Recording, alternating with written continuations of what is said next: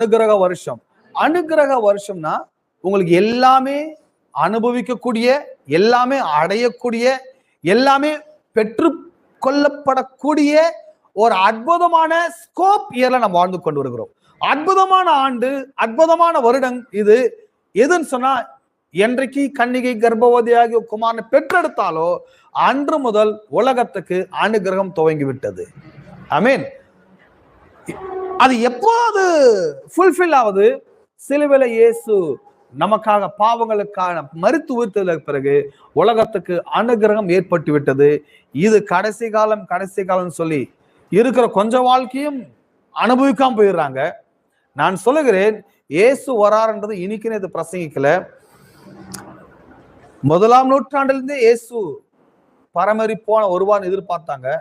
But இப்போ நாம வருகைக்காக எதிர்பார்ப்பதல்ல, நாம் எப்போவே ஆயத்தமாக தான் இருக்கிறோம்.